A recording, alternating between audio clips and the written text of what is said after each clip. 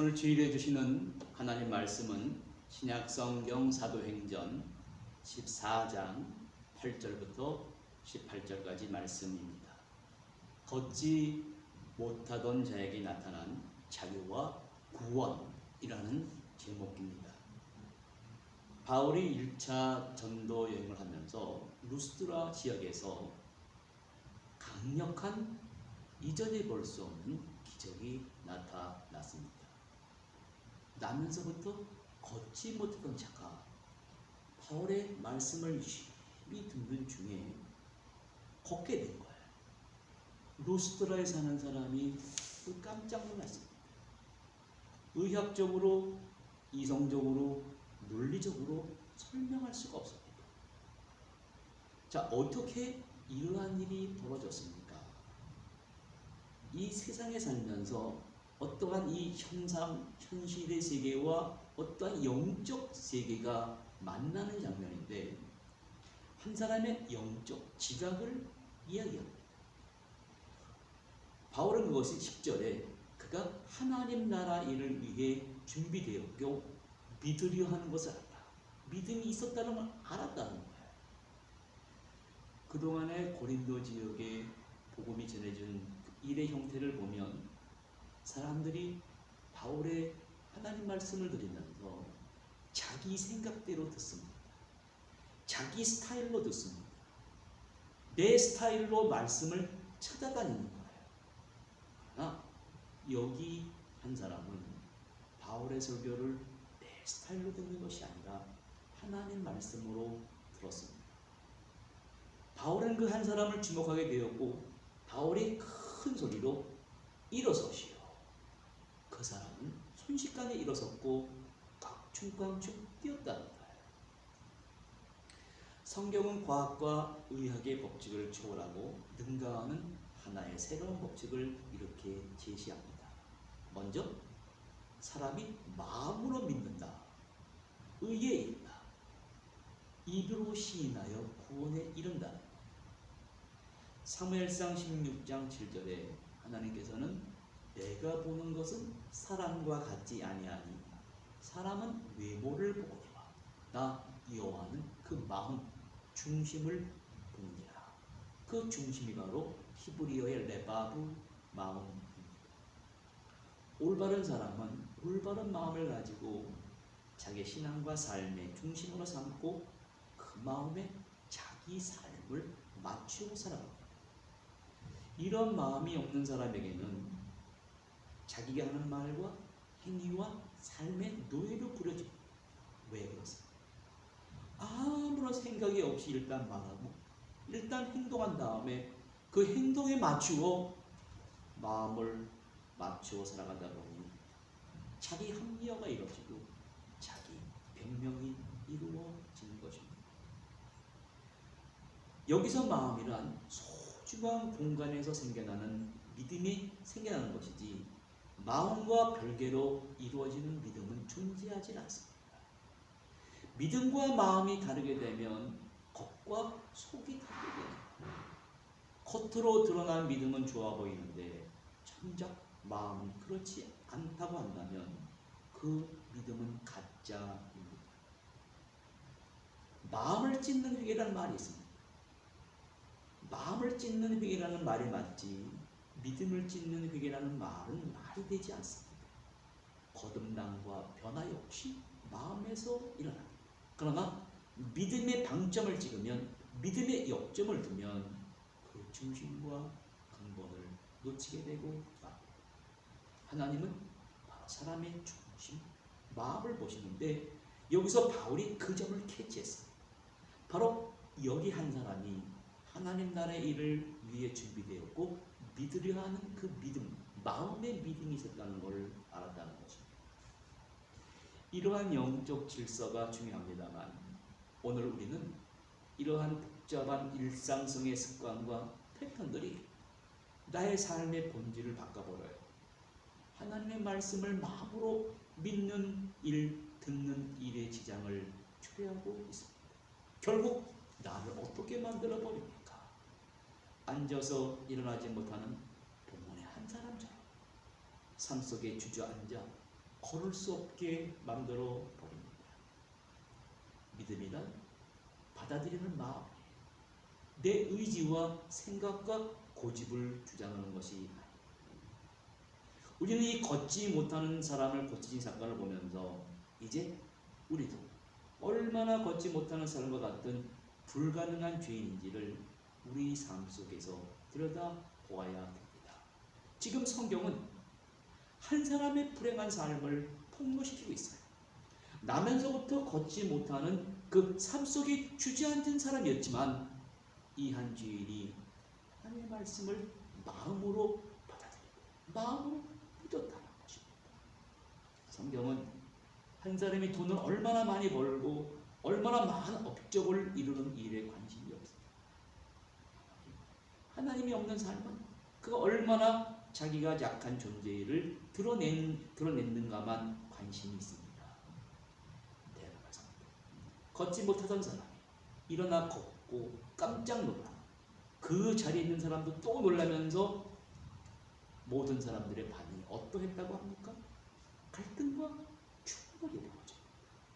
영적 질서를 이루는 세계와 이 세상의 질서를 일이 만나면 충돌이 일어납니다. 무리가 흥분해서 바울과 바나바를 당시에 우상 숭배했던 제우스와 헤르메스라고 불렀어요. 그리스 헬라 문화에 심취된 우상 숭배로 그 사건을 바라보고 적용하고 해석했습니다. 세상에 살면서 많은 사람들이 우상 숭배를 합니다. 그 이유가 무엇입니까? 내일이 안 보여요. 미래를 살아갈 염려와 두려움이 앞섭니다. 그 반응이 바로 우상 숭배입니다. 이루지 못한 소원을 이루게 하기 위해 내 소원이 이루어지기를 바라는데 내 소원을 저 우상에게 투사시킵니다. 헬라 로마 신화란 오늘 우리 사회를 지배하는 무속신앙이란 인간이 이룰 수 없는 끝이 없는 인간의 욕망과 욕심의 세계를 투사하는 것입니다. 신화 속에 등장하는 인물을 신으로 만들고 제사해. 결국 이러한 제사는 결국 향락을 추구하면서 일종의 신비로운 세계를 동경하는 것에 대한 반응입니다. 하나님께서 바로 이 헬라 그리스 로마 사상의 심취한 지역에 복음이 증거되기 위해 그 우상 숭배의 모습을 깨뜨려버린 사건이 바로 오늘의 사건입니다. 사도행전 4장 12절에 사도 바울은 외칩니다.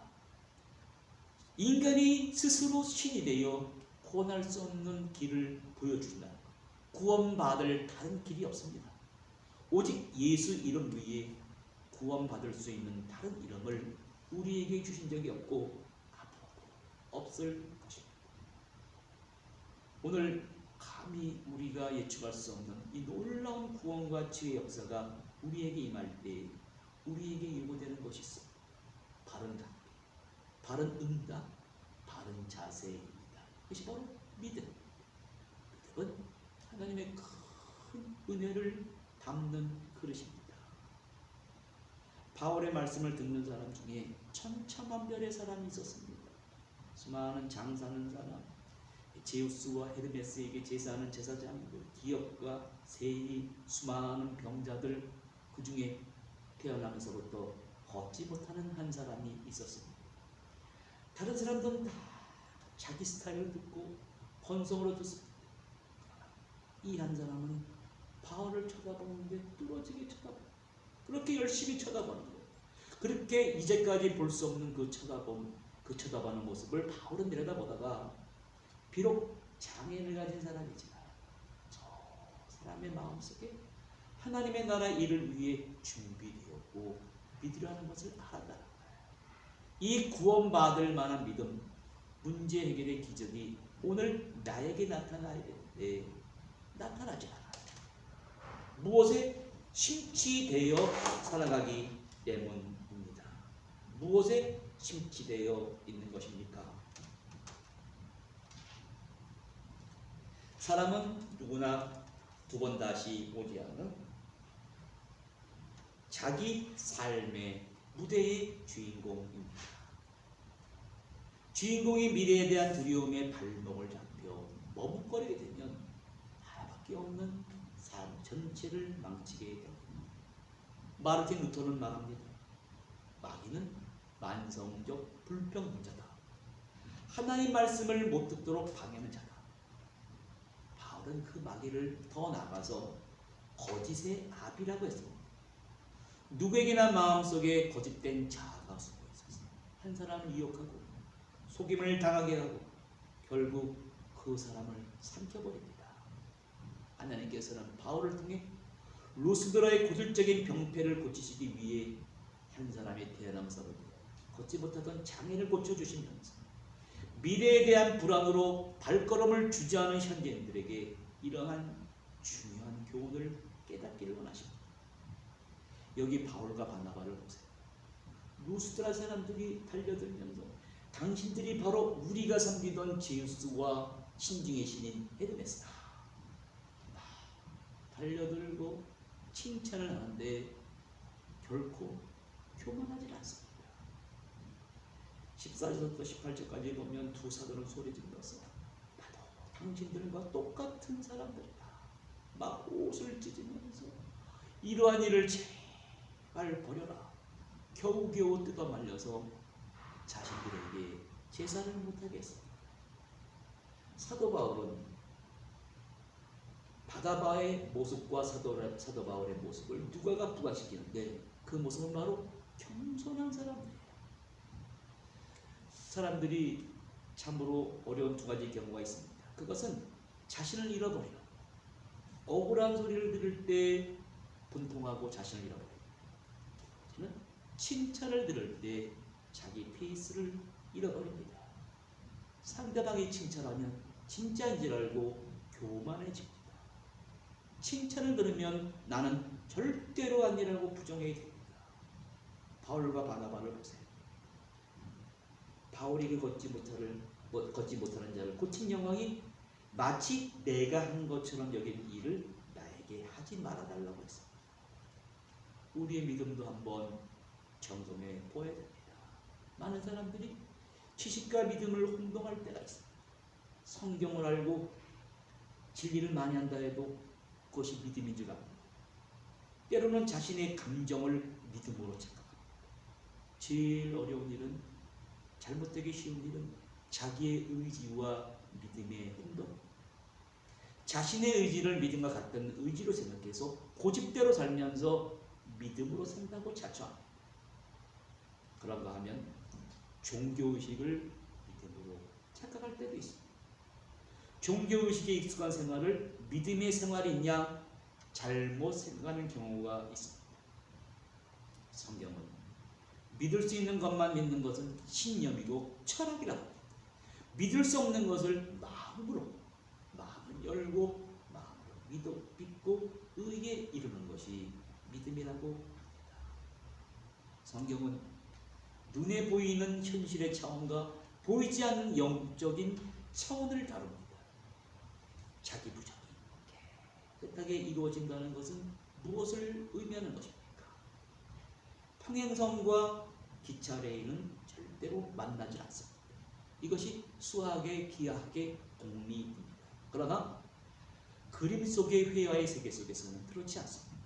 그림 속으로 들어가면 두 평행선은 만납니다. 평행선이 만나는 곳을 회화에서는 소실점이라고 부릅니다. 그것은 끝이 아니라 다른 차원의 입체의 세계가 아름답게 펼쳐지는 것입니다. 성경은 우리에게 소실점 너머의 세계, 새로운 아름다운 입체의 차원의 세계를 보여줍니다. 그것은 평행선을 달리던 세상의 이분법을 벗어난 아름다운 지평의 세계입니다.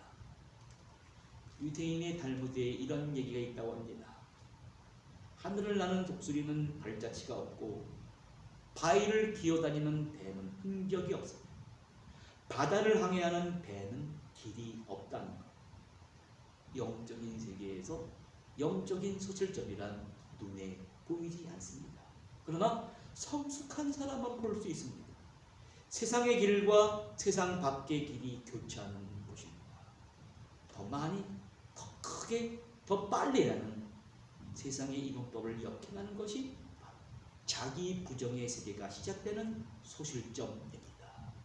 주님은 수수께끼 같은 욕설이 가득 찬 이 세상에서 영적인 세계는 세상을 둘로 나누는 이 분법을 거스를수록 가까워진다고 합니다. 바울과 바나바가 보여주는 세계는 바로 영적인 질서를 지키고 그 세계로 침입하는 것입니다. 그 세계는 바로 그릇된 생각을 비우는 것이요, 자기를 부정하는 소실점을 통과해야 하는 것입니다. 주님은 오늘 여러분과 저에게 요구하십니다. 자기를 비우는 것이 용기요, 세상에 얽매이지 않는 것이 바로 그 소실점을 지나 자유를 얻는 곳이라고 하십니다.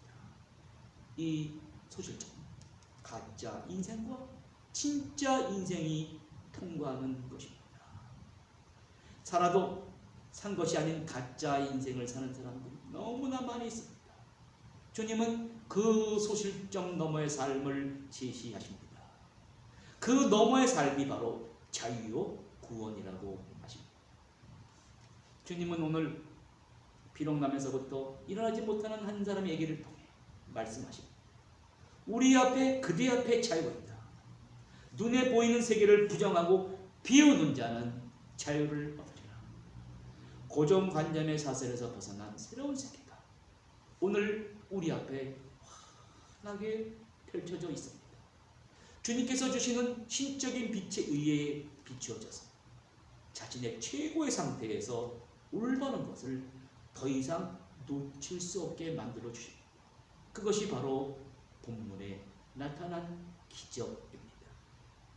오늘 걷지 못하던 자가 가졌던 구원받을 만한 믿음을 소유하시고, 이 세상의 코비드-19 변이 바이러스, 델타 바이러스, 이해할 수 없는 일들이 가득 찬 이 세상 속에서 그 소실점 너머의 구원과 자유를 누리시는 성도님들 되시길